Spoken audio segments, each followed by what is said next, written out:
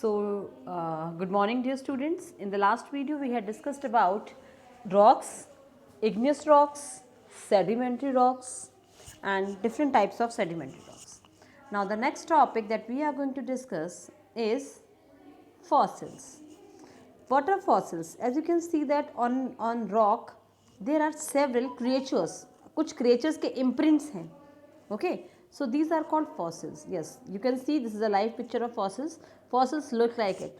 So अब आपको ये कैसे पता चलता है इस fossils का हमारा यूज़ क्या होता है कि हम अपनी जो पुरानी जो हमारी जैसे डायनासोर है, हमें डायनासोर के बारे में कैसे पता चला? Through fossils we come to know that इतने बड़े बड़े क्रिएचर्स होते थे. कुछ हमारे ऐसे प्लांट्स हैं, कुछ ऐसे एनिमल्स हैं जो अब बिल्कुल भी नहीं पाए जाते हैं. सो वो जो है वो फॉसिल्स के फॉर्म में ही हम उनके बारे में स्टडी कर पाए, उनके बारे में जान पाए कि पहले ऐसे होते थे. So you can see a different creature is there. एक अलग सा ही क्रिएचर दिखाई दे रहा है. Okay, so these are the imprints. Yes, in the next you can see imprints. It's the kite of maybe a lizard or a fish. Maybe imprints is there about an animal. एक animal के बारे में imprints हैं. So what is the fossils? Sometimes living organisms or their dead remains are also compressed in between the layers of sedimentary rocks. तो sedimentary rocks जब मैंने आपको बताया था तो मैंने आपको बताया था कि जो plants हैं, जो dead plants होते हैं, dead animals होते हैं, जब वो bottom में settle down हो जाते हैं, उनके ऊपर sand जो है वो उनके ऊपर sand deposit हो जाता है, मिट्टी इकट्ठी हो जाती है, तो धीरे धीरे वो sediment में hard होकर sediment में convert हो जाते हैं. तो इसमें कई बार उसमें ना लिविंग ऑर्गेनिज्म या डेड रिमेन्स भी उनके बीच में कंप्रेस हो जाते हैं, तो उनके इंप्रेशंस जो हैं वो उन रॉक्स के ऊपर आपको देखने के लिए मिल जाते हैं. उन्हें कहा जाता है फॉसिल्स. और ये क्या होता है, ये फॉसिल्स इन्हें हम ये नेचुरली प्रिजर्व्ड होते हैं और हमें बताते हैं कि evolution of life on earth, की अर्थ पे लाइफ कैसे एवोल्यूट हुई थी, कैसे स्टार्ट हुई थी, कितनी तरह के जानवर पहले हुआ करते थे. Now through this video we come to know that how this fossils forms. Okay,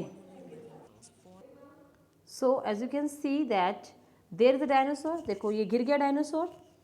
अब क्या हुआ, देखो इसके ऊपर ये मिट्टी जो है इकट्ठी होने लग जाएगी. इस तरह से ये अंदर दब गया. जो एक डेड क्रिएचर था वो अंदर दब गया.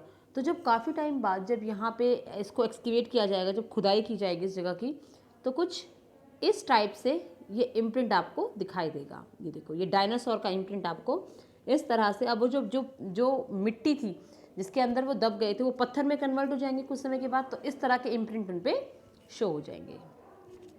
Now coming to the next topic, metamorphic rocks. Yes, मैंने आपको 3 बताए थे.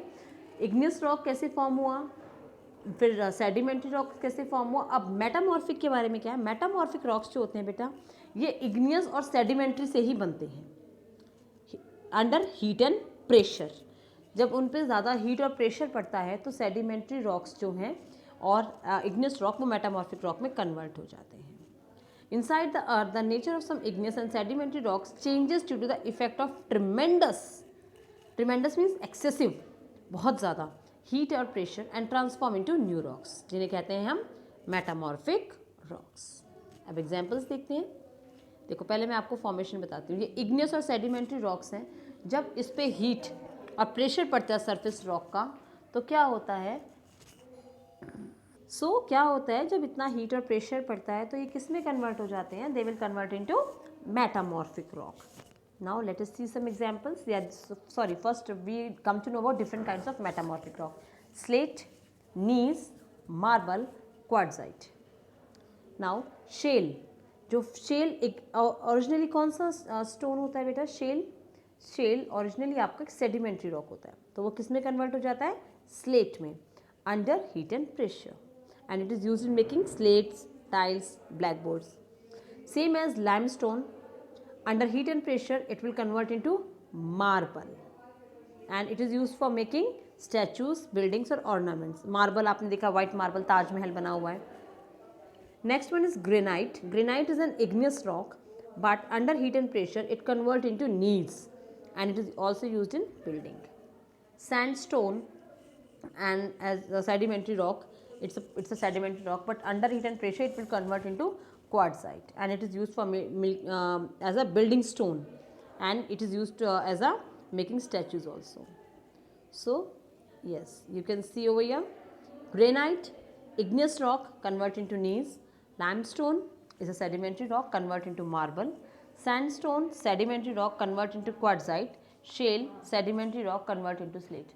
अब बेटा मैंने आपको इग्नियस और सेडिमेंट्री रॉक दोनों की फॉर्मेशन बताई थी, वीडियो भी दिखाई थी. इसमें क्या है आपको, अब आप ये देख सकते हो कि आगे जो ये कैसे जब इन पे इग्नियस और सेडिमेंट्री रॉक पे जब ट्रिमेंडस हीट एंड प्रेशर होता है तो ये मेटामॉर्फिक रॉक्स में कन्वर्ट हो जाते हैं. So gneiss, marble, quartzite and slate, they all are metamorphic rocks. Now minerals. Minerals मैंने आपको बताया rocks are made up of minerals and two types of minerals are there, metallic minerals and non-metallic minerals. Metallic minerals are the minerals from which useful metals can be extracted, जिनसे हम useful metal निकाल सकते हैं. Gold, silver, ये सब extract कर सकते हैं. They are metallic minerals. And second one is non-metallic minerals. In the mineral resources which do not contain metals.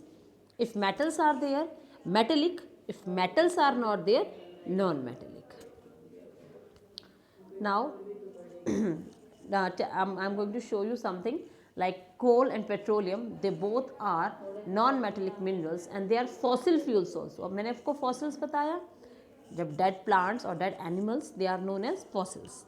तो अब ये कैसे होता है, देखो जो आप देख रहे हो, फर्स्ट पिक्चर जो आप देख रहे हो इसमें आप देख सकते हो कि ये एक क्या है, ट्रीज़ हैं, ग्रीन ट्रीज़ हैं. कुछ समय बाद ये जो ट्रीज़ हैं ये डाई होके और इस तरह से ही अंदर क्या करते हैं, ये डिके होना शुरू हो जाते हैं. Okay, now this is the first picture. आप देख रहे हो green trees are there, dead. फिर गिरने के बाद ये क्या बन गए, ये देखो आप देख रहे हो, ये इस तरह से गिर जाएंगे और कुछ समय बाद ये मिट्टी के अंदर दब जाएंगे. और ये जो आपका थर्ड प्रोसेस है, यहाँ पे बन जाएगा कोल. क्या बन जाएगा, coal. Okay, now next we are going to read about petroleum. Petroleum में भी आप अच्छे से देख सकते हो बच्चे. देखो ये आप देख रहे हो, ये जो जानवर हैं ये हैं आपके सी क्रिएचर्स. मरने के बाद क्या होगा, ये डिपॉजिट हो जाएंगे नीचे, नीचे गिर जाएंगे. नीचे गिरने के बाद इनके ऊपर सैंड, छोटे बड़े स्टोन्स, स्मॉल बिग स्टोन सब इनके ऊपर दब जाएंगे. तो दबने के बाद क्या होगा, यहाँ पे क्या है आपका हीट एंड प्रेशर है. इस हीट एंड प्रेशर के कारण ये किस में कन्वर्ट हो जाते हैं, पेट्रोलियम में कन्वर्ट हो जाते हैं. इसीलिए कोल एंड पेट्रोलियम को कहा जाता है फॉसिल फ्यूल्स, क्योंकि ये किससे बनते हैं, फॉसिल से बनते हैं, आइदर डेड प्लांट्स और either dead animals. And last but not the least, minerals, they are our precious natural resource. Precious natural resource है तो हमें क्या करना चाहिए, हमें इन्हें कंजर्व करना चाहिए और वाइसली यूज़ करना चाहिए. वेज क्या है, 3 R's. वेज क्या है बेटा, 3 R's. That is reduce, reuse, recycle. Reduce करना चाहिए इनके यूज़ को, इनके यूज़ को रिड्यूस करना चाहिए. एक्सेस में यूज़ नहीं करने चाहिए, जितने ज़रूरी हैं उतने ही यूज़ करने चाहिए. रिसाइकिल मेटेलिक मिनरल्स, रिसाइकिल करना चाहिए. आयरन है, कॉपर, एल्यूमिनियम, इनको हम रिसाइकिल करके रीयूज़ कर सकते हैं, मोल्ड करा सकते हैं. Not, and third, not wasting them, हमें इन्हें वेस्ट नहीं करना चाहिए. माइनिंग में, रिफाइनिंग में, ट्रांसपोर्टिंग में we have to be very careful in this regard. So students, this is the topic for today. I hope you all have understood this chapter. So watch this video 2 times and read your lesson 2 times. Thank you. Have a nice day.